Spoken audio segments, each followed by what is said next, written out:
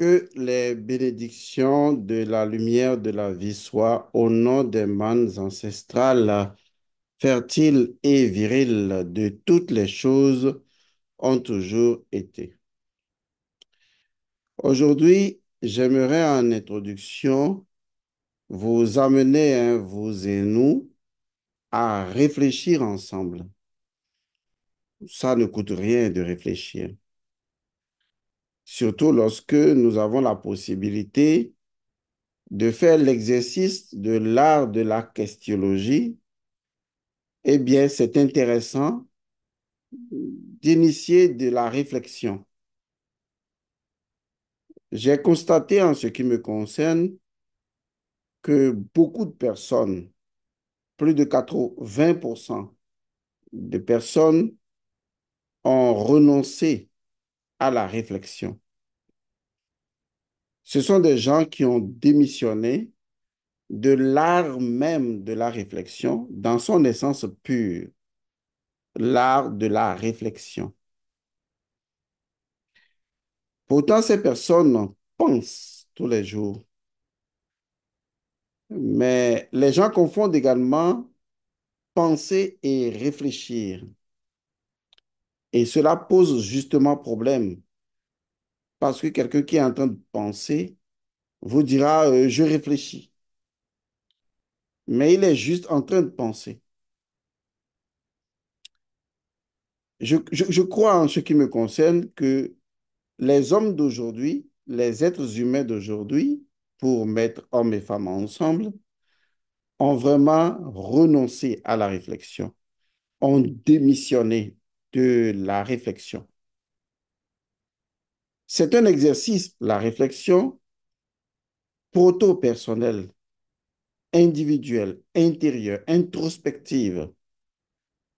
Surtout, ce qui est intéressant dans l'art de réfléchir, provenant de l'art de la questionologie, c'est cette dimension de souveraineté, cette dimension souverainiste qui est accordée à l'art de la questionologie et à l'art de la réflexion. Car si tu ne peux plus te poser toi-même des questions,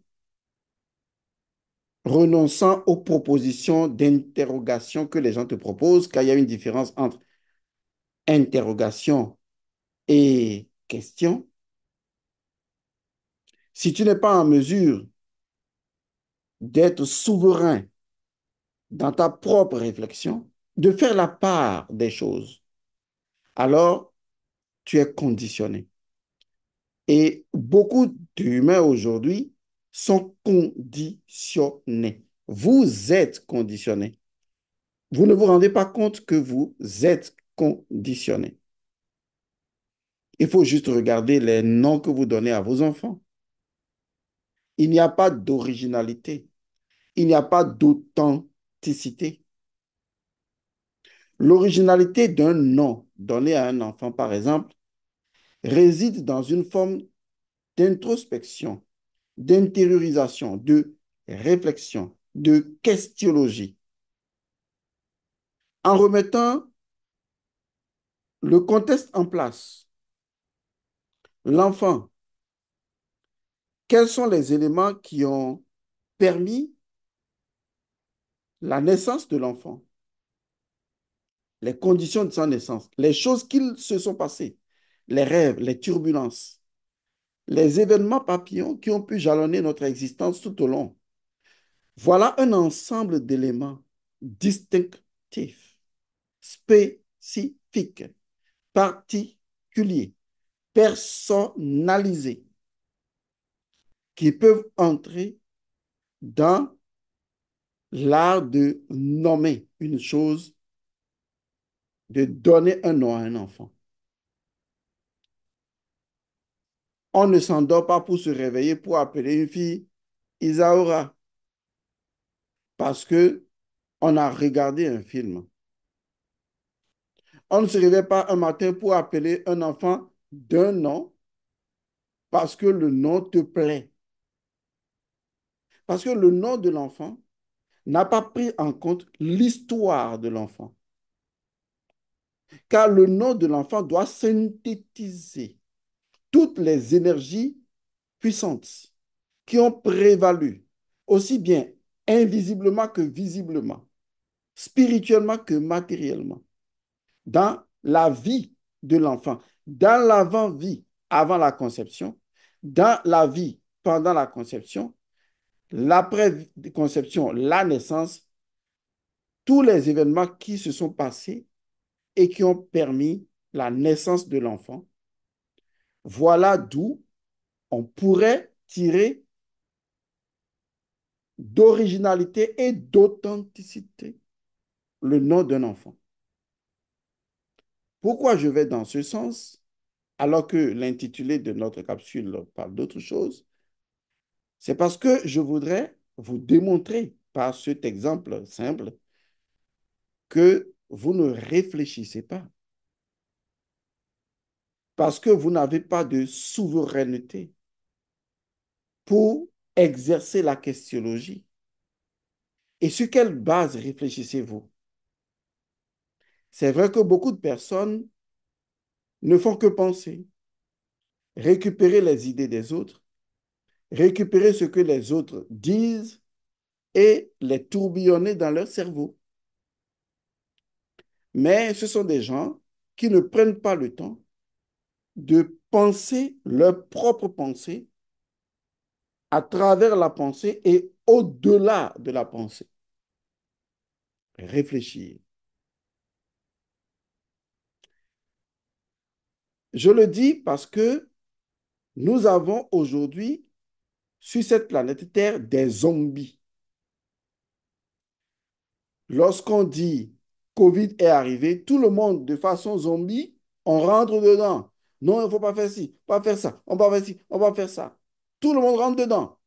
En fait, on a enlevé à l'homme sa souveraineté, son autonomie, sa liberté spirituelle d'exercer sa propre identité spirituelle.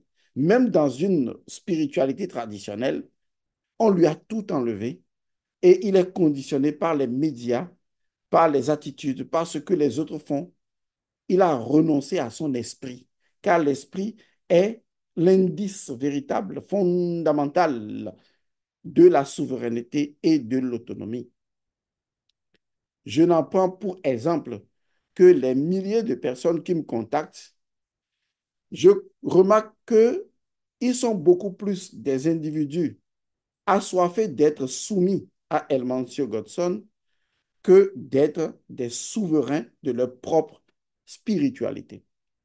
Et ça me brise le cœur parce que je n'ai pas compris jusqu'à quel point des êtres humains se disant normaux de par le concept qu'eux-mêmes ils utilisent de la norme, je ne conçois pas comment des êtres se disant normaux sont toujours en train et ils sont prêts même à vous payer pour être votre esclave, pour s'avilir, pour être des assujettis. Je n'ai jamais compris cela. J'ai beau crier, beau criailler, tempêter pour dire, je ne veux pas vous enlever votre souveraineté parce que je n'ai pas le temps de m'occuper de votre souveraineté. Je n'ai pas le temps de vous esclavagiser. C'est une perte de temps pour moi. Je n'ai pas le temps d'avoir des individus asservis. Je veux des gens qui sont capables de comprendre qu'ils doivent exercer leur souveraineté dans leur propre spiritualité et qu'ils ont affaire à un guide qui les guide pour que eux-mêmes ils se prennent en main et fassent vraiment les choses par eux-mêmes. Car si vous prenez l'habitude de donner votre souveraineté, votre autorité, parce que souveraineté, autonomie et autorité marchent ensemble. Si vous cédez votre souveraineté, vous cédez votre autonomie et vous cédez votre autorité, alors vous n'avez plus rien. Vous n'êtes plus rien. Vous avez renoncé même à la puissance de votre esprit. Je dis tout ça pourquoi? Suivez-moi très bien. Je suis un pédagogue. Je suis un coach de vie et de performance. Je sais surfer sur les énergies les plus subtiles, les plus grossières, les entremêler, les agencer, les combiner, parce que j'ai appris la magie. Mais rien à faire, je vous ferai inévitablement atteindre la compréhension. Car amener une personne à comprendre n'est pas chose aisée. J'ai passé du temps sur moi-même, car j'ai fini par comprendre que si je peux me comprendre dans les idées les plus complexes et que je peux m'exprimer pour mieux me comprendre moi-même encore et encore, en sachant que je peux encore mieux me comprendre encore et encore dans la version la plus simple de la version la plus simple possible, alors je peux aider les autres à comprendre. Et donc, voilà ce que je vous propose. Tout ce que je viens de dire est très important parce que tout ce que je suis en train de dire est très important parce que je veux vous conduire vers un point essentiel. Sommes-nous créés avec tout ce que nous entendons sur les réseaux sociaux, hein? Les extraterrestres, ils ont créé la vie sur la Terre, ils nous ont civilisés, ils ont apporté la science, la connaissance. Il y a même des voies, je ne vais pas les appeler religions, qui se sont créées pour déclarer ouvertement que l'être humain tel qu'on le connaît sur la planète Terre est l'œuvre d'extraterrestres qui sont des voyageurs. Vous voyez les histoires de science-fiction, qui sont des voyageurs qui voyagent de galaxie en galaxie pour créer la vie et qui ont créé la vie dans notre galaxie, qui ont créé notre galaxie, et bon, tout ce que vous voulez. De toute façon, je mets tout ça dedans, aussi bien les vrais que les faux. Je les mets en petits ballons et nous allons jouer ensemble. La raison pour laquelle j'ai voulu surfer d'abord sur l'affaire de souveraineté, autonomie, autorité et donc de la réflexion et surtout, la capacité de s'affranchir des facsimilés, d'accord?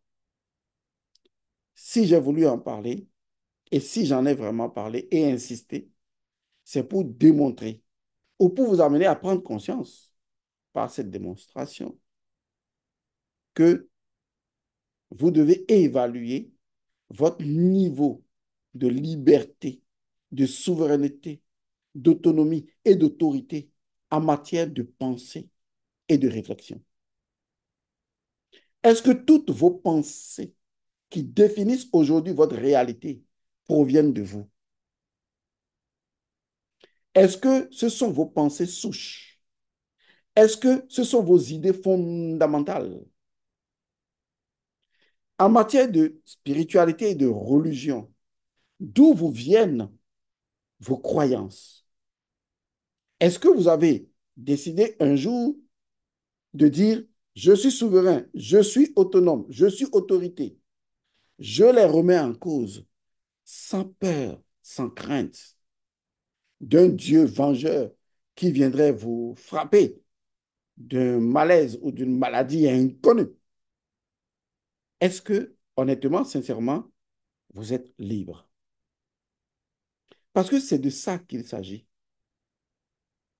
Donc, si vous avez des personnes qui viennent vous vendre d'autres conceptions de la création, en l'occurrence, je mets tout ça dedans, nous sommes créés par des extraterrestres. Jusque-là, je n'ai pas dit oui ou non. Je dis, on va réfléchir ensemble. Posez-vous la question de savoir, quand vous avez validé ça, vous avez accepté ça, les bases sur lesquelles vous les avez acceptées, les bases sur lesquelles vous professez ces genres de pseudo-connaissances, est-ce que ces bases-là vous appartiennent? Quels sont les éléments qui vous ont fait accroire une telle chose?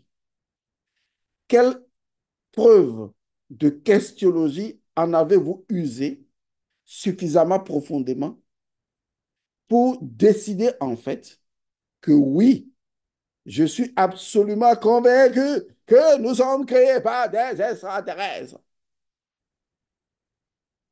Est-ce que vous êtes arrivé à la vérité par vous-même ou par une évidence préétablie par des gens qui ont déjà pensé à votre place et donc qui vous refusent la réflexion et qui ne vous donnent que des choix et des choix faits par eux sans que vous n'ayez plus rien à dire parce qu'ils ont déjà réfléchi pour vous. Vous savez, il y a des gens qui réfléchissent déjà pour vous et vous n'avez plus besoin de réfléchir. Ils vous font renoncer à vous-même. C'est ça qui engendre croyance, c'est ça qui engendre superstition, obscurantisme, le fait de ne pas user de la réflexion. OK, j'ai suffisamment désorienté le débat. Maintenant, on va orienter le débat. Je me mets dans la peau de tout le monde. D'accord? Je pars de ce principe, je pars du fait que, effectivement, eh bien, les extraterrestres sont venus créer la vie sur notre planète Terre, quels que soient les noms qu'on a voulu bien leur donner. Je reviendrai là-dessus de façon spécifique et claire. Ils seraient venus sous différents noms, venus d'une planète, d'une autre galaxie, et ils ont créé la vie sur Terre. Et voilà, nous sommes le produit des extraterrestres. Alors, que me permet de faire aujourd'hui la questionologie? J'exerce alors ma souveraineté, mon autorité, mon autonomie, ma liberté, et je vais me permettre de réfléchir. Comment est-ce que je vais réfléchir alors? Puisque des gens m'ont donné toutes les preuves, ils ont interprété les histoires des anciennes civilisations telles qu'elles en parlaient, sans avoir été à ces civilisations, pour dire que voilà ce que les civilisations avaient vu et voilà l'explication. Ce sont des extraterrestres, c'est eux qui ont créé la vie, voilà, etc. Vous connaissez la suite. Sinon, allez chercher sur les réseaux sociaux. Je n'ai pas le temps pour répéter ce genre de choses. Alors, les premières fois où ces connaissances, entre griffes, ont été soumises à notre appréciation, il y a une première question. Je vous parlais de questionologie. Il y a une première question qui a surgi spontanément dans ma conscience. Parce que même si on a été créé par les extraterrestres, les gens vous disent que vous ne sauriez pas, puisque vous êtes déjà créé. Il y a tout un ensemble de théories là-dessus. Mais il y a une seule question, enfin, plusieurs questions, mais il y a une question prépondérante, selon moi pertinente, elle peut ne pas l'être. Je la pose alors pour les gens qui sont les férus disons, de ce genre de science.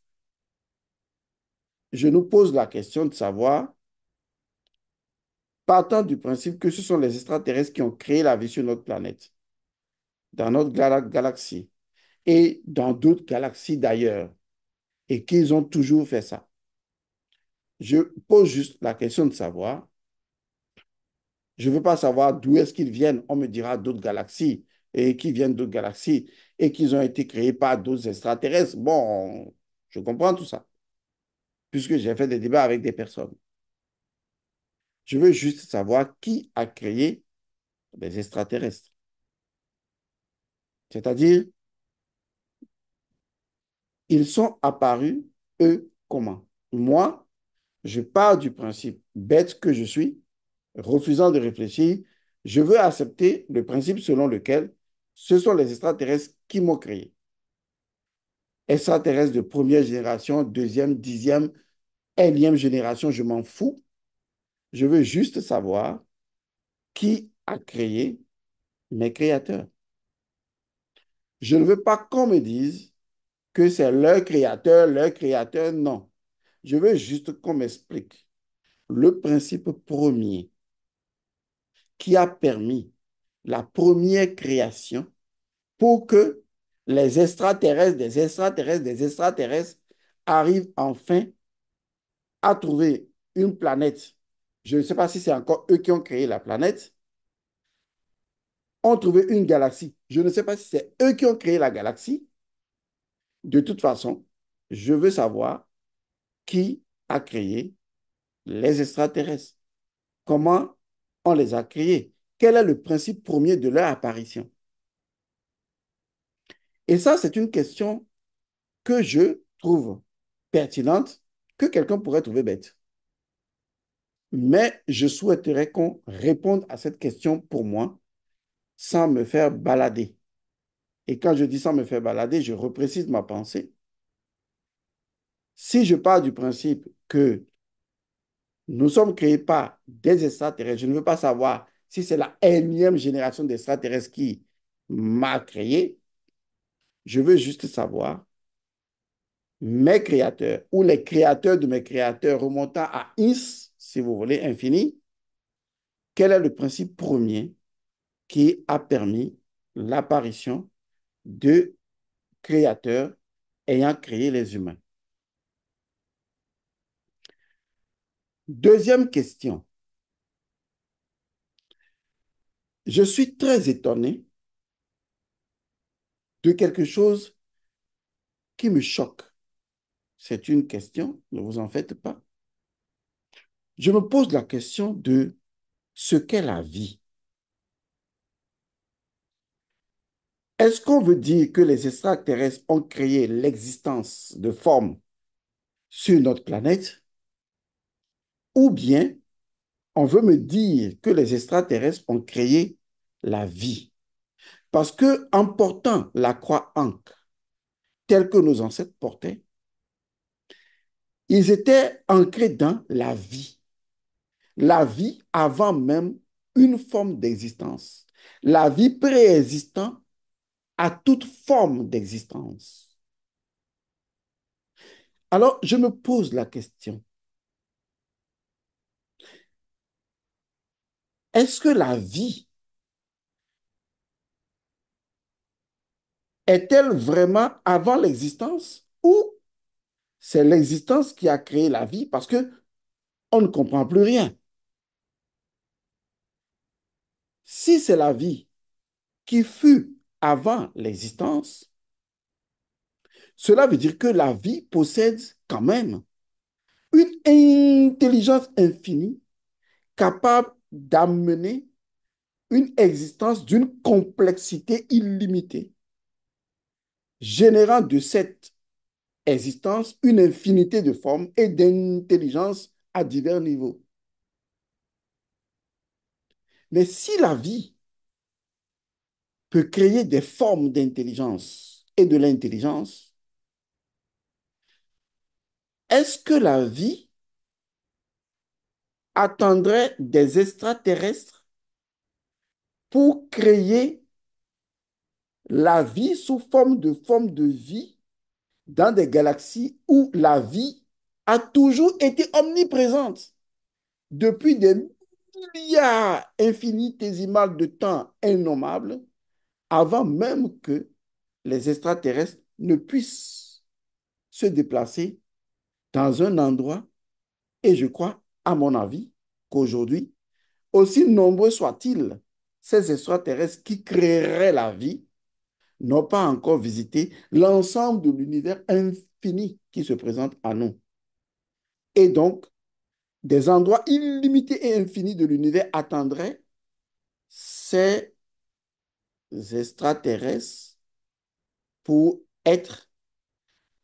C'est pourquoi je pose la question de savoir, entre la vie et l'existence de formes de vie, laquelle préexiste à l'autre. Je pose la question parce que je voudrais me poser la question si la vie peut prendre des tournures qui échappent même à une forme de vie, créant même des formes qui n'avaient encore jamais existé. Et si même les extraterrestres avaient créé la vie sur cette planète Terre, ça veut dire que la vie antérieure aux formes de vie que les extraterrestres auraient créées, la vie surplanterait même les formes de vie, puisqu'étant antérieure aux formes de vie, et créerait des formes de vie qui n'avaient même pas été créées par les extraterrestres. Je repose donc les questionnologies de base. Deuxième interrogation, tout de suite, et j'aimerais, sans me faire balader, qu'on réponde à mes questions. Il y a des questions subsidiaires, comme par exemple, où sont passés mes créateurs extraterrestres? Oui, je connais la plupart des réponses. Oui, ils sont là. On n'a pas encore atteint le niveau technologique élevé. Ils voient qu'ils sont trop purs et trop élevés. Ils ne veulent pas perturber notre cycle d'évolution. Ils veulent nous laisser nous-mêmes nous débrouiller. Ils veulent. Mouf, arrêtez de nous faire balader. Donc, si je comprends bien, ces extraterrestres étaient apparus à un moment donné de l'histoire où nos ancêtres seraient encore à l'état sauvage, ils ont néanmoins accepté de perturber leur cycle d'évolution en leur donnant des connaissances avancées de l'époque pour leur permettre de faire des choses comme créer les pyramides, mais que du coup, nous qui aujourd'hui sommes des gens, on serait des gens un peu plus avisés, les extraterrestres sont subitement disparus. C'est comme papa qui dit à son enfant, oui, quand j'étais petit, je voyais Papa Noël. Il me donnait des cadeaux. Et si tu dors, Papa Noël te laisse ton cadeau. Et comme l'enfant est futé, il va mettre autre chose sous la couette, faisant croire à son papa qu'il s'est endormi. Il se cache à un endroit où on ne le verrait pas. Et il voit, en allumant enfin la lumière sur son papa, que c'est lui qui jouait au Papa Noël. En réalité, c'est exactement ce qu'il se profile à l'horizon. Parce que d'un coup, on a des documents étoffés dans lesquels tout le monde voit des extraterrestres qui seraient venus instruire nos ancêtres et qui partaient dans des chars de feu, dans des navettes spatiales, dans des dimensions inconnues. Ces extraterrestres sont venus, soi-disant, civiliser des peuples sauvages en leur enseignant même ou en les accompagnant dans la construction de pyramides. Et paf, ils ont disparu. Ils étaient venus perturber le cycle des sauvages, mais subitement que nous, on est devenus un peu plus éveillés, eh bien, ils refusent de se faire voir. Tout ce qu'ils laissent par terre, c'est des grands cercles dans des endroits où ils venaient déposer leur navette spatiale. Ils se promènent, ils vont. Voilà l'histoire de Papa Noël. Je vous dis tout ça pourquoi? Non pas que je veux nier des faits, nier des événements, nier des situations. Jusque-là, je n'ai encore engagé aucune réflexion sur la création de l'espèce humaine. On est d'accord. Je suis déjà en train de poser des bases de réflexion nouvelles. Je suis en train d'entrer en questionologie et je nous pose des questions. Et enfin, il y a encore une cuillère de questions. Mais il y a une autre question qui m'intéresse le plus, c'est quand vous observez les personnes qui théorisent sur les extraterrestres qui auraient créé la vie sur notre planète et créé les humains, en majorité de toutes les majorités, ceux qui développent ces théories, eh bien, ce sont les consciences japhétiques.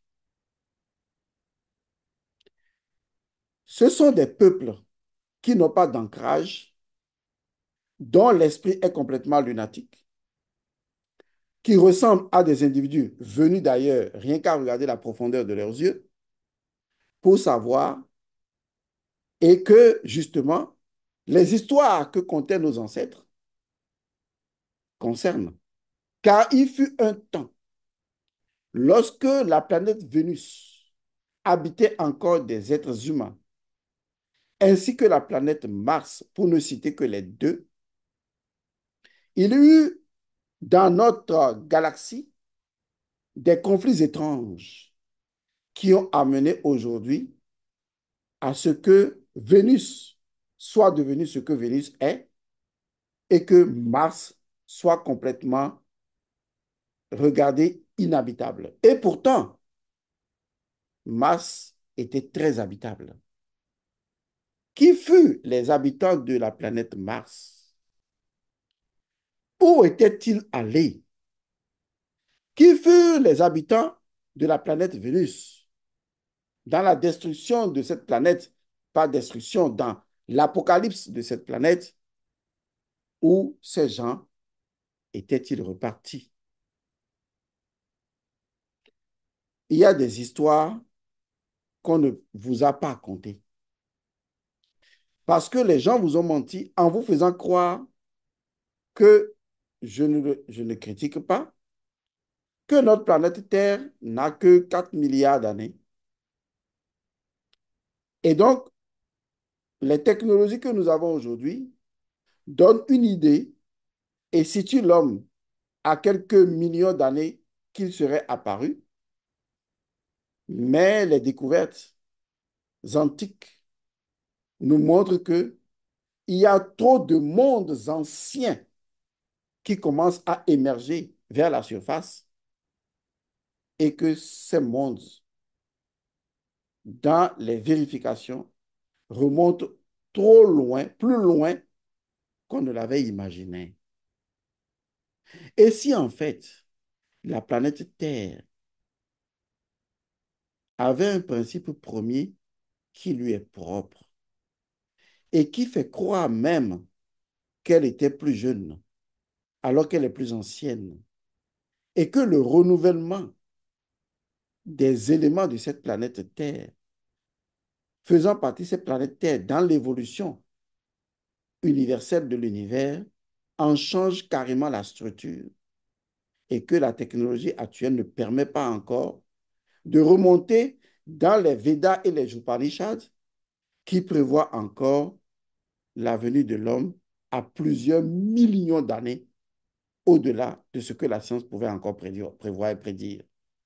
Sauf que la science nous dirait, en fin de conclusion, qu'on serait descendu des singes. Voilà encore une théorie des plus absurdes qui ait jamais talonné la conscience de ceux qui veulent nier qu'aujourd'hui, à l'ère actuelle, la civilisation est négro-africaine et que le berceau de l'humanité est en Afrique. Et que nulle part, dans aucune archive, aussi bien akashique que physique, il n'a jamais été mentionné que l'homme serait descendu du singe, d'une espèce rare, rarissime, spécifique de singe qui aurait subitement disparu comme les dinosaures. Pourquoi vous ne voulez pas analyser les principes premiers qui codifient non seulement la Terre, mais également les espèces? Car il est écrit dans la Bible des chrétiens, Dieu a créé les êtres selon leur espèce.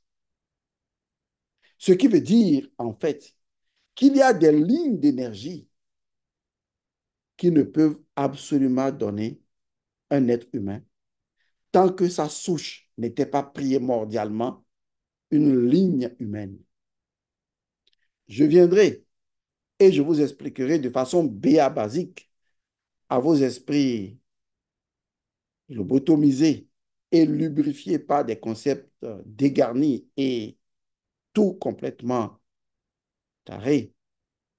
Je vous expliquerai bien basiquement quel est le principe même premier de la création.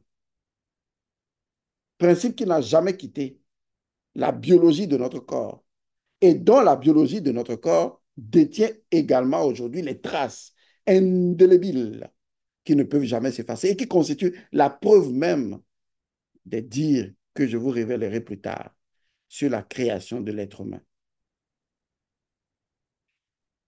J'ai voulu faire cette capsule pour attirer votre attention sur une chose simple. Ma démarche ici n'est pas de les extraterrestres, ceci, cela. Non, ce n'est pas de ça que je veux parler. Je voudrais que vous arriviez à vous garantir la pureté de réflexion, d'analyse, que personne ne prenne en otage votre esprit profond. Car si votre esprit est pris en otage, vous êtes perdu et vous penserez, mais vous ne transcenderez pas par la réflexion. Et vous répéterez ce qu'on vous dira de répéter, même si vous croyez que c'est vous qui pensez, sans jamais avoir réfléchi. Alors, je nous invite à nous poser vraiment des questions critiques.